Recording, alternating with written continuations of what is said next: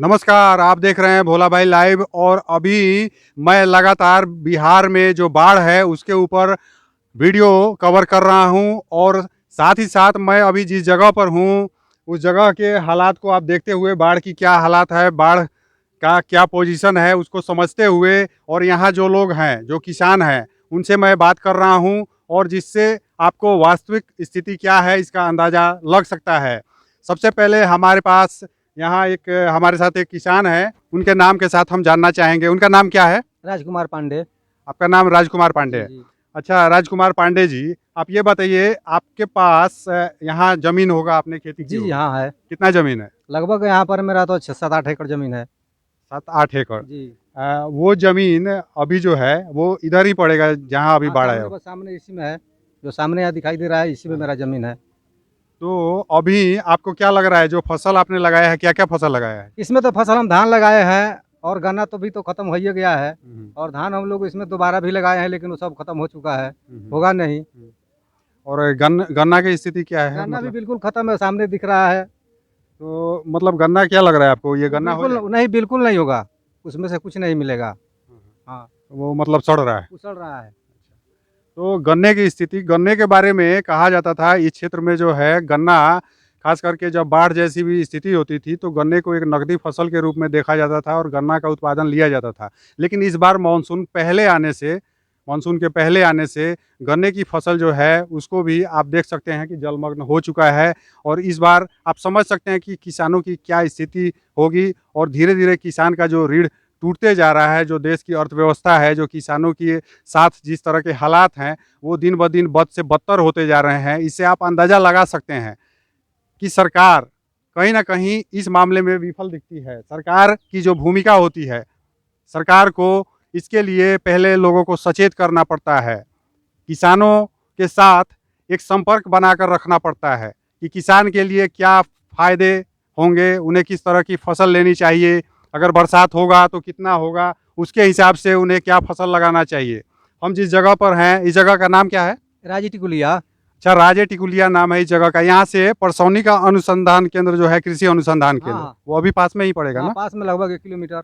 1 kilometre. हाँ। 1 kilometre के करीब यहाँ से परसौनी का कृषि अनुसंधान केंद्र है।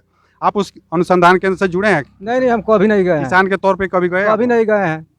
तो आप समझ सकते हैं कि ऐसे जगहों का, ऐसे जगह के लोग जो बिल्कुल 1 किलोमीटर के दायरे में हैं, वो भी उस जगह से नहीं जुड़े हैं। उनके लिए जिस तरह का एक प्रशिक्षण होना चाहिए, जो उन्हें समझ उनमें विकसित करनी चाहिए किसानों में, जिससे उस जगह का सदुपयोग हो सके, ऐसा कुछ नहीं दिखता है। अगर हम बात करें किसानों के हालात की, तो ऐसा दिखता है सरकार के द्वारा कि सरकार जिस तरह की बातें करती है, जब हम पेपर में, टीवी में, मीडिया में देखते हैं तो लगता है कि किसानों के लिए सरकार बहुत कुछ कर रही है। लेकिन वास्तविक स्थिति ये है कि किसान वास्तव में इस अर्थव्यवस्था को संचालित कर रहा है, खुद अपने आप को तोड़कर। किसान ही रीढ़ है हर जगह। अगर देश के विकास में अगर देखा जाए तो सबसे बड़ी भूमिका है किसानों की। लेकिन पेपर में, मीडिया में, हर जगह ऐसा लगता है कि किसानों के लिए सरकार बहुत कुछ कर रही है, किसान के लिए ही सरकार सब कुछ कर रही है, ऐसा दिखता है। लगता है जैसे किसानों की हालत में अब लगातार सुधार हो रही है, सुधार हो जाएगी, और किसान के लिए सरकार बहुत कुछ कर रही है। लेकिन वास्तव में अगर हम किसानों से पूछें, आपको पिछले, अगर हम ये बाढ़ की स्थिति जो है ये कब हाँ, से है? लगभग 4-5 साल से है, हमेशा ऐसी होती है। इस 4-5 साल में आपको सरकार की तरफ से जो मदद होता है, सरकारी मदद, वो हाँ। कुछ ऐसा मिला? नहीं नहीं, कुछ नहीं मिला, हम लोग को कहाँ कुछ मिलता है। आज तक कुछ नहीं मिला है। और जो इस बीच आप खेती करते होंगे तो इसमें आपको मुनाफा दिखा? जैसे कुछ गन्ना होगा, सड़ा होगा या कुछ भी होगा, लेकिन कुछ तो कुछ गन्ना होगा, लेकिन इससे आपकी लागत क्या निकल पाती है? अब लागत कहाँ से निकल पाएगी? मान लो हम लोग इसमें 3-3 बार बीज गिराए हैं, खरीद कर बीज गिराए हैं, 300 रुपये केजी खरीदे हैं। वो बीज पानी में सड़ गया, ख़त्म हो गया, फिर दोबारा गिराया गया, तिबारा गिराया गया, 2 बार रोपनी किया गया, वो भी ख़त्म हो गया। तो इसमें होगा कहाँ से? हम लोग तो घर से कुछ जो है उसको बेच बाच करके अपना खेती करते कैसे हैं। कैसे माने घर से फिर कैसे घर करते से हैं मान लीजिए आपको कहीं से ब्याजी लेते हैं, कोई साहब है, महाजन है, उसे ब्याज पर रुपया लिए, खेती किए, खेती खत्म हो गया, खेती से होगा तब ना उसको दिया जाएगा। आप समझ सकते हैं कि किसानों के पास जो अंतिम विकल्प है, अंतिम विकल्प के रूप में ये कृषि व्यवस्था है। और किसान कहीं ना कहीं किसी भी रूप में अगर देखा जाए तो बड़े मेहनती होते हैं, साहसी होते हैं, और तभी तो इतने नुकसान के बाद वे बार बार ये काम करते हैं। आप समझ सकते हैं कि इन्हें क्या सीख देने की ज़रूरत है, कौन सबक दे सकता है इन्हें। इनसे तो सबक लेने की ज़रूरत है और सरकार ये सबक बिल्कुल नहीं ले रही है। सरकार के बारे में अगर हम बात करें तो सरकार यहाँ बिल्कुल उदासीन दिखती है। सरकार जिस तरह से जो भी फैसला लेती है किसानों के हक में, वो नहीं दिखता है। हमारे साथ एक और किसान है, हम इनके नाम के साथ जानना चाहेंगे। आपका नाम क्या हुआ? राजेंद्र प्रसाद। अच्छा राजेंद्र जी, आप ये बताएं कि आपके पास कितना ज़मीन है? ये मेरे पास 5-7 एकड़ ज़मीन है। आप खेती करते हैं हर जगह? हाँ। खुद से खेती करते हैं? हाँ, आपको खेती में क्या फ़ायदा दिखता है? इस साल में कोई फायदा नहीं है। इस साल में, और पहले तो बस कुछ फायदा था, क्या लेकिन पिछले साल फायदा रहा? 3 साल से सफा खत्म हो जाता है यहाँ पर। 3 पहले साल? हाँ 3 साल से सफा खत्म। इस साल तो और बेहद हो गया है। इस साल किसी को भी नहीं एक अनुधान होगी। जब तेवारा जो बोले हैं, तेवारा हम लोग खेती, ये जो बिया है अभी तेवारा गिर गया है। तेवारा गिराने पर ये भी नहीं होगा तो हम लोग का खेती नहीं हुआ। सब तो खेती किया हुआ जितना धान था वो सब दह गया। आप देख सकते हैं कि जो धान यहाँ लगाया गया है वो धान जलमग्न हो चुका है। वह जो है इस तरह से दिख रहा है जैसे आप देख सकते हैं कि जल ही जल है। अब आप समझ सकते हैं जो किसान होते हैं उनके पास पशु भी होते हैं। पशु के लिए जो चारे की व्यवस्था की जाती है, इसी धान से पुआल निकलता है और पुआल से जो है जो पशु होते हैं उनके लिए चारे की एक अच्छी व्यवस्था हो जाती है। वो भी आप समझ सकते हैं कि अब इन्हें खरीद के उसके लिए उसकी व्यवस्था करनी होगी। तो आप समझ सकते हैं कि किसानों के ऊपर कितना बोझ है। और कहीं ना कहीं जब हम कृषि अनुसंधान केंद्र की बात करते हैं, इस तरह के जगहों की बात करते हैं जो सरकार बना के रखती है, उससे यही अपेक्षा रखी जाती है कि सरकार वहाँ से किसानों को गाइड करेगी और किसान के लिए क्या अच्छा होगा क्या बुरा होगा उन्हें वो रास्ता बताएगी। लेकिन ऐसा कुछ नहीं देखा जा रहा है। खास करके अगर हम बात करें उस अनुसंधान केंद्र की, तो मुझे लगता है कि केवल कुछ लोग जुड़े हैं। क्या होता है क्या नहीं होता है इसके बारे में मैं बहुत ज़्यादा कुछ अभी नहीं बता सकता। वहाँ जाऊँगा और फिर वहाँ से मैं चाहूँगा कि कुछ सवाल करूँ और उसके बारे में आप तक जो जानकारी है वो पहुँचाने की कोशिश करूँगा। अच्छा, एक ये बात आप बताइए कि जो 3 साल 4 साल पहले आप खेती किए उससे तो फ़ायदा हुआ, लेकिन 2-3 साल से जो आपको लगातार नुकसान हो रहा है, तो फिर ये कैसे मेकअप कैसे हो रहा है ये नुकसान? मेकअप कैसे हो रहा है? ये मेकअप करने के लिए अब हम लोग के पास खेती है तो कुछ खेत में सब बेच दिए, कुछ खेत में सब बेच दिए और बेच कर लगा रहे हैं इसमें। आप समझ सकते हैं कि किसानों की ज़मीन बिक रही है खेती करने के वजह से। उन्हें लॉस है। मेहनत करना इनसे कोई सीखे। जब हम मेहनत की बात करते हैं, मेहनत करते हुए किसान की ये हालात है, ये स्थिति है। कौन जिम्मेदार है इसके लिए? कहीं ना कहीं जिम्मेदारी उसी सरकार की होती है जिसके लिए हम लगातार अपने रिपोर्टिंग के द्वारा जवाबदेही जिसकी तय कर रहे हैं। हमारे साथ यहाँ और भी किसान हैं, हम उनके नाम के साथ जानना चाहेंगे उन्हें कृषि से क्या फ़ायदा हो रहा है क्या नुकसान हो रहा है। आपका नाम क्या है? इसराइल मियाँ। अच्छा इसराइल मियाँ जी, आप ये बताएं कि आप खेती करते हैं? जी, कब से खेती करते हैं? हम लोग 20 साल से खेती कर रहे हैं सर। अच्छा, इस बीच जो है आपको खेती में ऐसा लगा कभी फायदा दिखता है? कुछ भी नहीं है फायदा। 3 साल से तो हम लोग बिल्कुल दहा रहा है, 3 बखत खा रहे हैं। 3 साल पहले फायदा दिखता था। जी, तो ये स्थिति है। 3 साल पहले अगर कुछ फायदा दिखा भी तो 3 साल से लगातार इन्हें लॉस दिख रहा है। अब आप समझ सकते हैं कि सरकार यहाँ किस तरह से विफल है। बताया जाता है, जब हम पेपर देखते हैं मीडिया के द्वारा जो कुछ भी जो खबरें आती हैं, हमें ये लगता है कि किसानों की स्थिति में सुधार हो रहा है, लेकिन ये ज़मीनी स्थिति है। आप समझ सकते हैं कि इसका जो प्रभाव पड़ेगा पूरे अर्थव्यवस्था के ऊपर, वो किस रूप में पड़ेगा। तो कहीं न कहीं यहाँ जो उदासीनता है, संबंधित जो मंत्रालय है उसकी जो उदासीनता है, उसके ऊपर मैं इस रिपोर्टिंग के द्वारा जो लगातार रिपोर्टिंग कर रहा हूँ बिहार के अलग-अलग जगहों से, मैं चाहता हूँ कि सरकार का ध्यान आकर्षित कराऊं और सरकार को इसके ऊपर फौरन कार्रवाई करनी चाहिए। यहाँ पर राशन मिलता है तो कुछ लोगों का राशन नहीं मिलता है। क्या मतलब राशन का क्या है? राशन कार्ड कुछ लोगों का है हम्म। और कुछ लोगों का ऐसा है उसका एक अनवर भी राशन नहीं मिलता है। राशन कार्ड आज तक बना नहीं। अच्छा, ये हाँ एक सरकारी आंकड़ा है। सरकारी आंकड़े के हिसाब से अगर हम देखें तो 80% लोगों को राशन दिया जा रहा है।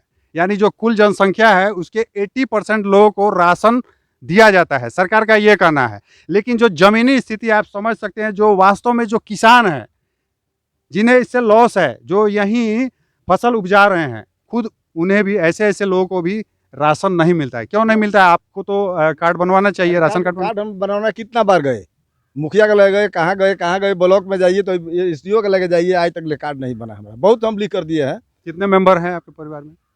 लगभग 26 आदमी। आप समझ सकते हैं। तो 26 आदमी है, उसके हिसाब से सरकार जो है एक राशन कार्ड बनवाती है और राशन कार्ड के आधार पे अनाज मुहैया कराती है।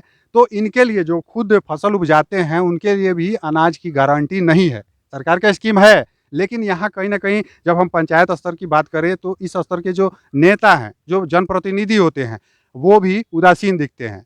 अगर इन जनप्रतिनिधियों के बारे में बात करें, इनका फंड लगातार बढ़ रहा है। सरकार का भी कहना है कि पंचायत का फंड लगातार बढ़ रहा है, लेकिन पंचायत में जो व्यवस्था होनी चाहिए, जिस व्यवस्था का जो अभाव दिख रहा है, ये ऐसा लगता है कि जो व्यवस्था बढ़नी चाहिए, जब फंड बढ़ रहा है, सरकार का फंड बढ़ रहा है पंचायत स्तर पर, वार्ड स्तर पर, तो व्यवस्था भी दिखनी चाहिए, लेकिन ये नहीं हो रहा है। जैसे हमारे साथ एक किसान थे, इनका कहना है 2-3 साल पहले इन्हें खेती में फ़ायदा भी दिखता था, लेकिन अब वो भी नहीं हो रहा है। तो कहीं न कहीं पंचायत स्तर पर जो जनप्रतिनिधि हैं, वो भी इस मामले में उदासीन दिखते हैं, क्योंकि ये जो भी समस्या है, इसके ऊपर कहीं न कहीं जो पंचायत के स्तर के जो जनप्रतिनिधि होते हैं, वो भी इन्हें कहीं न कहीं सरकार की जो स्कीम है, उससे जोड़कर और इनके लिए कुछ ऐसा व्यवस्था तो ज़रूर कर सकते हैं, जिससे इनके लिए ऐसी स्थिति ना आए कि इन्हें ज़मीन तक भी बेचना पड़े खेती करने की वजह से। खेती करना कोई जुर्म नहीं है।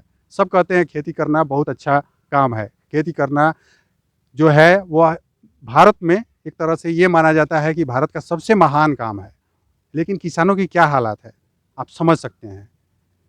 उनकी जो महानता है वह होते हुए भी उनकी स्वयं की क्या स्थिति है, आप समझ सकते हैं। हमारे साथ एक और भी किसान है, हम उनके नाम के साथ इनकी क्या स्थिति है इसके बारे में जानना चाहेंगे। आपका नाम क्या है? लंगटू मियाँ।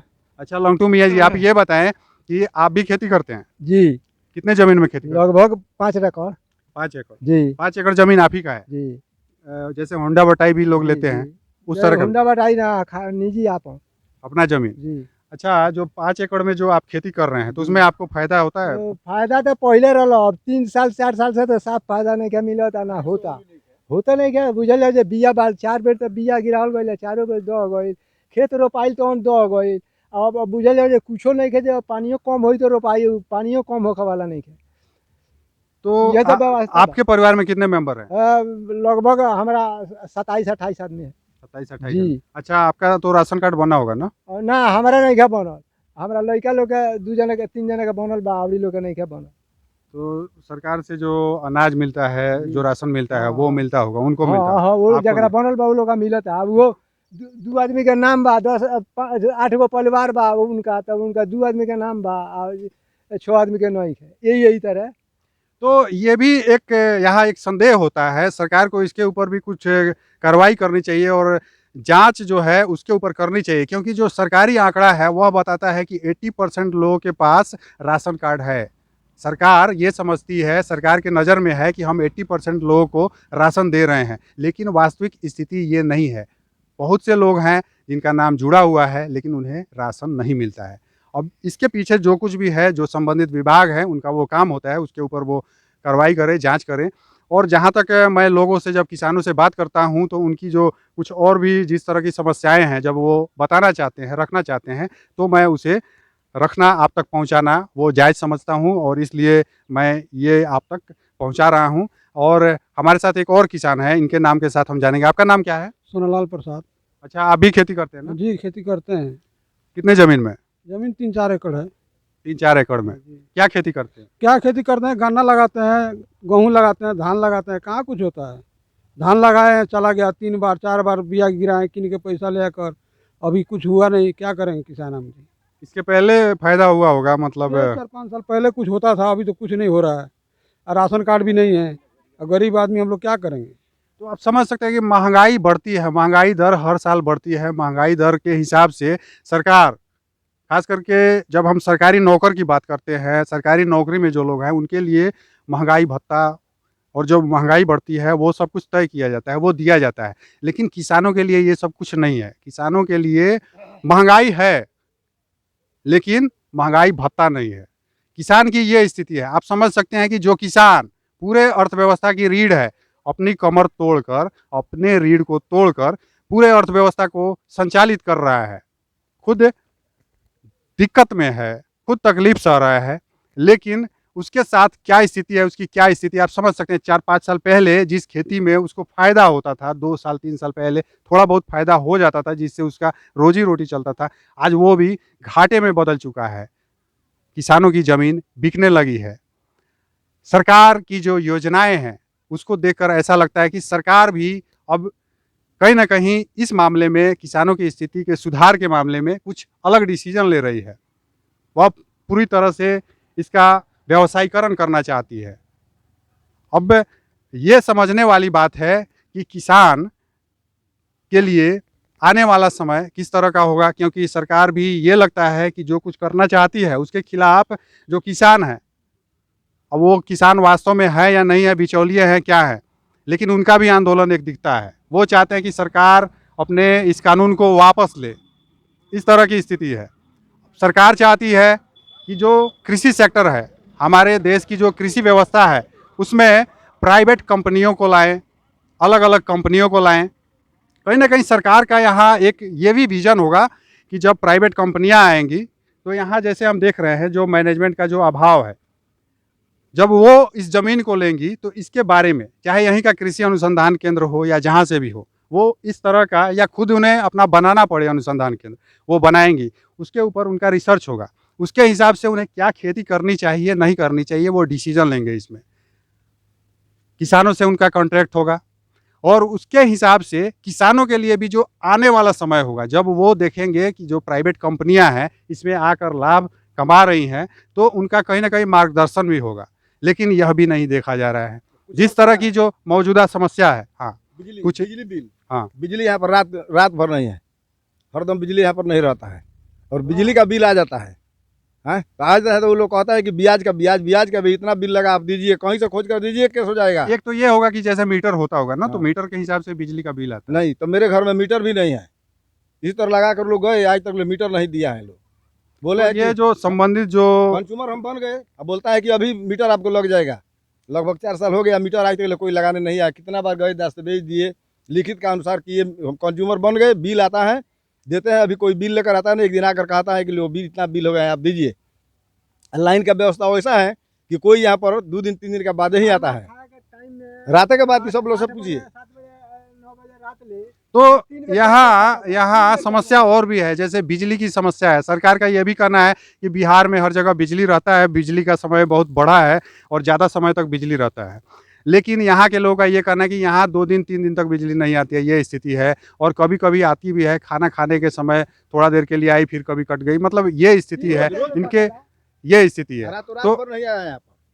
अब जो संबंधित विभाग हैं उन्हें इसके ऊपर ध्यान देना होगा और इसीलिए कहीं ना कहीं बिहार में हर जगह जो अफसरशाही है, इसके ऊपर जो है एक तरह का सवाल या निशान खड़ा किया जाता है, जो बार बार जो सवाल खड़ा किया जाता है अफसरशाही के विरुद्ध। तो यही कारण है और सरकार को इसके ऊपर ध्यान देने की ज़रूरत तो है ही। साथ ही साथ हम लगातार ये जो रिपोर्टिंग कर रहे हैं, मेरा अपना जो इस रिपोर्टिंग करने का उद्देश्य है ये है कि जो किसानों की जो वास्तविक हालात है वो आप तक पहुंचाना। इस बीच किसान की जो अन्य भी समस्या है उसके बारे में भी उनका जो कहना है वो मैं आप तक पहुंचा रहा हूं। हाँ, हम लोग जो किसान है, हम लोग की हालात सुधरने वाली नहीं लगती है। जैसे मान लीजिए हमने अभी आपसे बताया कि 3 साल पहले इसमें कुछ फ़ायदा होता था, तो 3 साल पहले हम लोग इसमें गन्ना लगाते थे। इसमें गेहूँ होगा नहीं, धान होगा नहीं, तो परिस्थिति आपके सामने है। हम लोग गन्ना लगाते थे तो नई नई कंपनियाँ आई। पहले हम लोग जो गन्ना लगाते थे उसको रिजेक्ट कर दिया, किसी को जनरल बना दिया और उसको चाहिए वैरायटी। अच्छा, जो मिल है आपका कौन सा मिल है? मझौलिया मिल है। अच्छा, मझौलिया मिल है। इसमें हम अच्छा, लोग- आपका पेमेंट हो गया है गन्ने का? अभी नहीं हुआ है। तो ये स्थिति है, एक तरह की समस्या नहीं है, कई समस्या है किसानों के साथ। हम लोग इसमें गन्ना जब होगी, जैसे गन्ना के बेस पर एक खेत है, तो इसमें जो उपयुक्त गन्ना है जो होगा उसका तो बीज हम लोग को मिलेगा नहीं। मझौलिया मिल है तो उसको अपना मान लीजिए कि हम लोग का गन्ना ले लिया, चीनी बेच लिया, उसके बाद में अपना इथेनॉल का कंपनी बना लिया। किसान को क्या मिलना चाहिए नहीं मिलना चाहिए उससे उसको तो मतलब है नहीं। मान लीजिए कोई कंपनी, जैसे अभी आपने कहा कि कोई कंपनी आना चाहिए, मान लीजिए अभी गन्ना का कंपनी है, हम लोगों के पास खेत है, हम किसान हैं, तो जो इसमें बीज होता है, जो गन्ना इसमें होगा। नहीं, मेरा ये कहना नहीं है कि कंपनी आनी चाहिए। सरकार का जो स्कीम है, जी जी सरकार की मान लीजिए जो सरकार जिसके का खिलाफ भी- जो किसान का जी। जो आंदोलन हो रहा है, जी जी तो उसके लिए मैंने जो कुछ कहना था वो बताया। और तो मेरा यही जी। कहना है कि किसान खुद सशक्त हों और किसान इतने अच्छे तरीके का खेती करें कि कॉन्ट्रैक्ट फार्मिंग की बात भी आए तो किसान अपना ज़मीन न दे। उन्हें ये लगे कि मैं इस अपने ज़मीन की समझ, इस पे क्या उपजाना चाहिए, नहीं उपजाना चाहिए, वो मैं सबसे अच्छा रखता हूँ। और किसान इतने सशक्त हों कि वे उससे ज़्यादा से ज़्यादा पैदावार ले तो सकें, जिस वो गन्ना स्थिति की जो कि है नहीं। इसमें उपज होगी वो मिल नहीं लेगा, तो तो इसलिए फिर मेरा उसको ये लगा कर कहना क्या था करेंगे हम कि लोग? जब वैसी स्थिति होगी कि जब कोई कंपनी आएगी और इसमें अच्छा खेती करके दिखाएगी, इससे मुनाफा लेगी, तो वो आपके लिए भी एक मार्गदर्शन होगा। अब तो पहले मेरा ये कहना जो था। गन्ना था इसमें मान लीजिए कि वो गन्ना इसमें होता था, तो उसको कंपनी कभी रिजेक्ट कर दिया मिल, वो हम लोग छोड़ लगाना छोड़ दिए। फिर दूसरा गन्ना मिला वो लगाए, वो हो रहा था इसमें, तो वो जनरल कर दिया कि भाई ये सबसे बाद में चलेगा। तो मान तो लीजिए आप गन्ना ये लगा कर समझ बैसाख सकते में हम हैं लोग कि गन्ना किसान गिराएंगे। को हर तरह से किस तरह से जी, जी। दबाने की कोशिश की जा रही है, किसान की बात सुनने की कोशिश नहीं की जा रही है। किसानों की जो वास्तविक स्थिति है, ये दिन ब दिन बद से बदतर होने का यही कारण है कि किसान को कोई सुनना नहीं चाहता है, सब अपनी सुनाना चाहते ऐसा है हैं सर कि और यही वास्तव में स्थिति जो है। किसान है, जो सही किसान है, उसको सरकार की तरफ से कोई सुविधा नहीं मिलती है। कहने के लायक है किसान को ये दिया गया। अच्छा, किसान आपको के लिए है। प्रधानमंत्री वो सम्मान निधि जो होता है, साल हाँ, में हाँ सर, वो 2-2 हजार मिलता है। करके, हाँ, वो मिलता है। वो तो मिलता मिलता है साल में वो आपको 6,000, हाँ। जबकि खुद हम 12,000 का धान का बीज गिरा चुके हैं, तो 6,000 से क्या होगा? हमारे साथ एक और किसान है, जो भी यहाँ किसान मौजूद हैं, सबसे उनकी जो समस्या है वह जानने की कोशिश कर रहा हूँ। साथ ही साथ जो बाढ़ जैसी जो स्थिति है, इसके बारे में जो मैं लगातार आपके लिए वीडियो ला रहा हूँ और बिहार की जो वास्तविक स्थिति है वह आप तक पहुँचाने की कोशिश कर रहा हूँ। इसी संबंध में हमारे साथ एक और शख्स हैं, उनका हम नाम जानेंगे। सबसे पहले आपका नाम क्या है? शंभू प्रसाद। अच्छा शंभू जी, आपके पास यहाँ ज़मीन है, आप किसान हैं। जी, हमार जमीन है, किसान हैं हम। कितना ज़मीन है? लमसम 1 बीघा होगा। अच्छा, 1 बीघा में आपने क्या खेती किया है? उसमें गन्ना लगाया है और धान का लगाया है।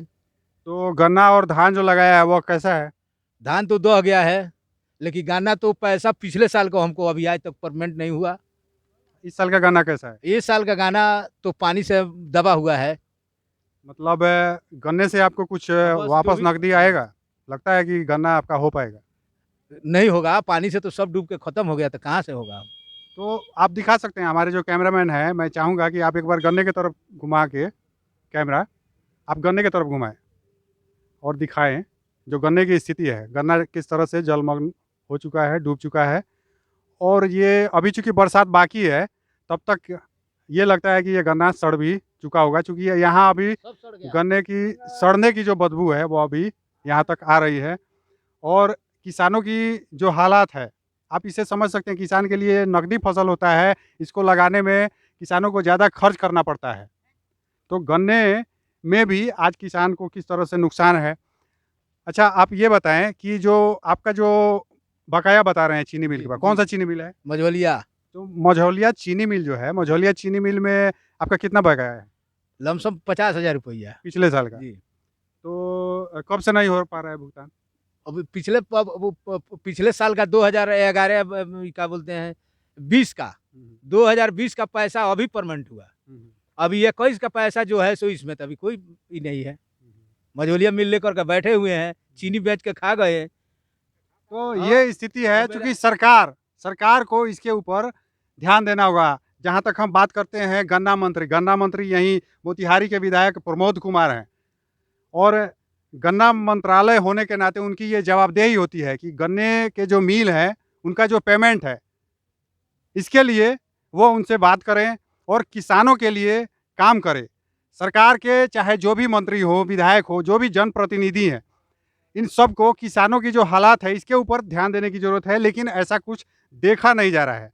बाढ़ तो एक अलग समस्या बना ही है, मौसम की जो मार है वह किसानों के ऊपर तो पड़ ही रही है, बाढ़ से जो क्षति है वह तो उन्हें हो ही रही है, लेकिन साथ ही साथ ये जो स्थिति है, इस स्थिति को किसान कितने दिनों तक झेल पाएंगे, यह एक बड़ा सवाल है। क्योंकि पिछले 3 साल से, जैसा कि मैं इनसे बात कर रहा हूं तो आपको पता लगा होगा, पिछले 3 साल से लगातार ये घाटे में जा रहे हैं। खेती इनकी घाटे में जा चुकी है, जिसकी वजह से इन्हें कर्ज लेना पड़ रहा है।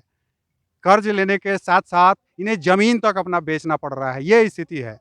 आप समझ सकते हैं किसान किस उम्मीद पर ये काम कर रहे हैं। आपके पास मैं लगातार बिहार में जो बाढ़ है और बाढ़ से जो क्षति है, किसानों की जो हालात है, इस तरह की रिपोर्टिंग करके पहुंचा रहा हूं। आप देखते रहिए भोला भाई लाइव। नमस्कार।